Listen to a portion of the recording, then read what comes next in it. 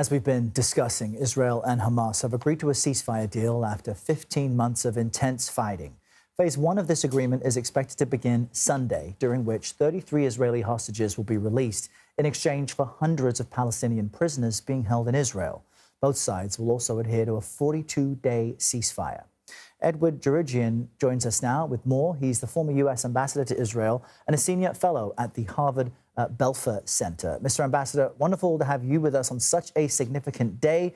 I'm curious, based on your experience, what stands out to you most from what we know about this deal? Thank you for having me. I think the most remarkable thing is that the ceasefire agreement that you just posted on the screen is basically the ceasefire proposal that the Biden administration had submitted 7 months ago. And it hasn't changed fundamentally. There are certain details, but it's still the same agreement that has been being negotiated for all these months. And so what has changed, I think, is fundamentally that, one, the public opinion in Israel has certainly shifted now, because the Israeli military generals have been telling the political leadership in Israel that, look, we've obtained all of our war gains. We've decapitated the Hamas leadership. We've degraded Hamas possibly as much as we can. It'll always be there, but we've done as much as we can through military means. And therefore, the time has come for a ceasefire, and especially the hostage families have gained increasing influence, I think, on Israeli public opinion, but to have their family members returned. And this has come to a very critical point. I think the other factor is what you could call the Trump effect. With President Trump coming into office, he has made it very clear to Netanyahu, that the prime minister of Israel, that he doesn't want to have this crisis on his hands when he's inaugurated as president of the United States, and come to an agreement. And what's very interesting, and I think positive, is that the Trump transitional team, the national security side of the team, and the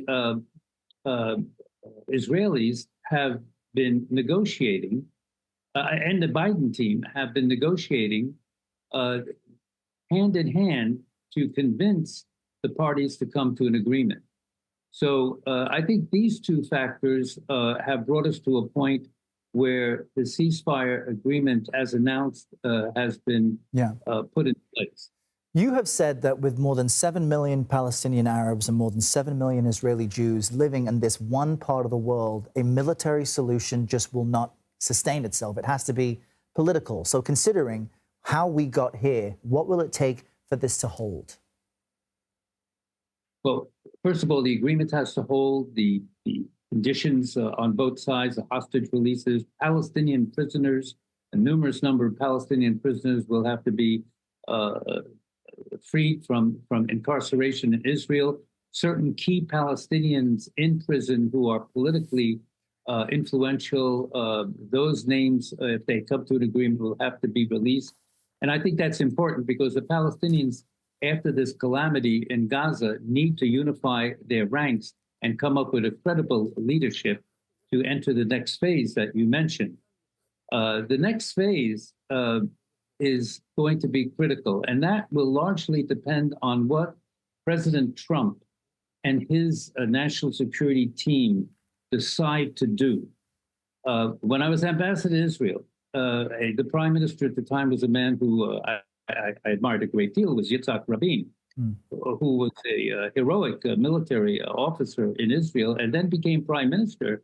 And he told me privately, but he obviously made this public on many occasions, that there is absolutely no military solution to our conflict with the Palestinians. There has to be a political solution.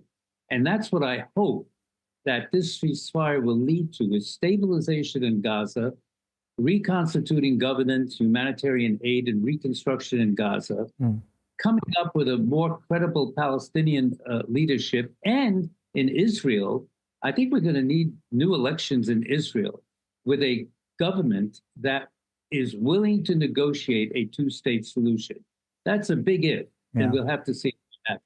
At the very least, it's a day for cautious optimism. Ambassador Djerejian, thank you so much for your time today. Very well. And Liz Hirsh Naftali joins us now. She's the great aunt of Israeli-American Abigail Moore Idan, who was released in November 2023 during the first ceasefire between Israel and Hamas. Abigail's parents, though, were murdered by Hamas militants during that October 7th attack. Liz, first, thank you for joining us. How is Abigail doing these days? Well, thank you for having me. And Abigail, thank God and thank Joe Biden and thank America, is a child that has been free for over a year now. And she goes back to school and she plays. And if you saw her, you'd say she's just this beautiful, energetic, lovely child. I mean, beautiful. And then you would remember what happened to her on October 7th, that she witnessed the murder of her parents and then was put in a room in Gaza for 51 days with no lights, no food, no air, no water.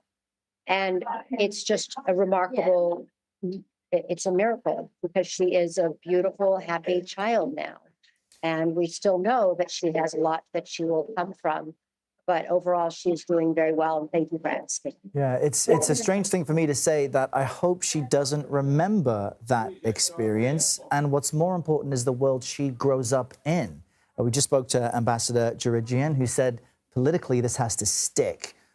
What's your view on what comes next, since it really is the most crucial piece of this? Well, I was listening to him speak, and one of the things that I've learned is that until all the hostages are returned, like the focus for myself and the hostage families is just to get us through. And here we are at this incredibly historical moment where you have President Biden, outgoing president, having done work for all this time, but not gotten the political will from Hamas and Israel to make a deal. And now you have President-elect Trump coming in and saying, I don't want a war. I want to get this over with, and really coming down hard to make the deal.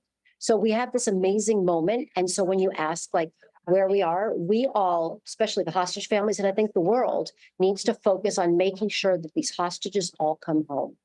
Once they all come home, then we do need to work on figuring out how to make this world for Abigail and for all these children, the Middle East, but this region, safe for them all. So when you ask that question, I keep going back to, let's get the hostages out.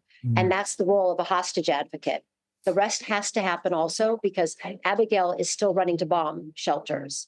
And Abigail is running to a bomb shelter and asking if the terrorists are going to get her there. And that's not a world any child should live in. Wow. It is likely a lifelong trauma she will carry. I know that you and several other families of Israeli-American hostages met with President Biden and Secretary of State Blinken at the White House. I was speaking to one parent of a hostage who says he was invited to Trump's inauguration next week. Can you just give us some insight into what these meetings are like, considering you don't have everything that you want yet? Well, first, I'm going to say that the American hostage families have been invited by President Trump's administration, incoming administration. So I will be going with the other American families as the guests for the inauguration. One of the things that I will just say is this moment of this collaboration between the Biden administration and the Trump administration is that we have been able to meet with people in the incoming Trump administration and start talking to them. But we've had 15, 16 months of working with President Biden, Vice President Harris, but with National Security Advisor Jake Sullivan, Anthony Blinken, Secretary of State, CIA Director Burns, and Special Envoy Brett McGurk. And we've met with them for over a year now, once a month, in maybe even more, in meetings at the White House and virtually, basically to keep pushing them and for them to share what they can. And look, there's a lot of intelligence they can't share with hostage families. But this unique relationship has been something that I believe benefited and helped the Biden administration in terms of getting the momentum and keep going, because the American families, in an interesting way, represented all the families. Just they're Americans. They have a blue passport and they're Americans. So it's been, again, I go back to, we didn't get top secret information. But what we did was we humanized this. We made sure that it kept being a Democrat and a Republican bipartisan effort. We made sure that Biden understood that we were all in this together, and he understood it. And here we are in this moment where we do have a deal, and it came about still with a president from the Democratic Party and a president from the Republican Party. Yeah. So I think that's one of the messages, that United States is united. Well, you're a member of a club no one wants to be in, but you are part of the pressure that helped us get to this point. Liz Hirsh Naftali, all our best to you and our best to Abigail as well. Thank you so much.